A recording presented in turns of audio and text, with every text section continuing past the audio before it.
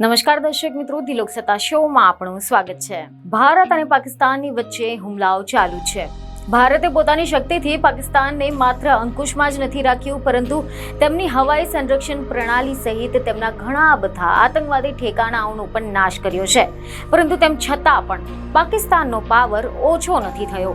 ગઈકાલે જ્યાં એક તરફ યુદ્ધ વિરામનો કરાર કરવામાં આવ્યો હતો, તેને માત્ર 3 કલાક પછી જ પાકિસ્તાન તરફથી આ યુદ્ધ વિરામ કરારનો ઉલ્લંઘન કરવામાં આવ્યો હોવાના અહેવાલો સામે આવ્યા। પરંતુ હવે જો બંને દેશોની વચ્ચે યુદ્ધ થાય તો પાકિસ્તાનની દશા બેસી શકે છે તેવી ભવિષ્યવાણી કરવામાં આવી રહી છે। જ્યોતિષશાસ્ત્રમાં ગ્રહો અને નક્ષત્રની ચાલ જોઈને આ ભવિષ્યવાણી કરવામાં આવી છે। અહેવાલો એવા મળી રહ્યા છે કે પાકિસ્તાનની કુંડળી એ મેષ લગ્નની છે અને વર્તમાન સમયમાં શુક્ર ગ્રહ એ માર્કેશની ભૂમિકામાં છે। હાલ શુક્રની મહાદશા ચાલી રહી છે, જેના પ્રભાવને લઈને પાકિસ્તાન આર્થિક રીતે મુશ્કેલ સમયમાંથી પસાર થઈ રહ્યું છે અને આંતરરાષ્ટ્રીય સ્તરે આર્થિક સહાયતા માંગવા માટે મજબૂર બન્યું છે।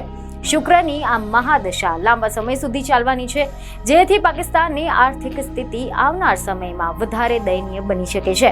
વર્તમાન સમયમાં શુક્રની મહાદશાની સાથે બુધની અંતરદશા પણ પ્રભાવિત છે અને બુધ આ સમયે ચંદ્રની રાશિમાં છે, તે પાકિસ્તાન માટે સમય વધારે મુશ્કેલ બનાવશે। શુક્ર અને બુધની આ દશા પાકિસ્તાનને ગંભીર સંકટ તરફ ધકેલી દેશે। જ્યોતિષશાસ્ત્ર અનુસાર પાકિસ્તાનની કુંડળીમાં સૂર્યની મહાદશાની સાથે કેતુની અંતરદશા પણ ચાલી રહી છે।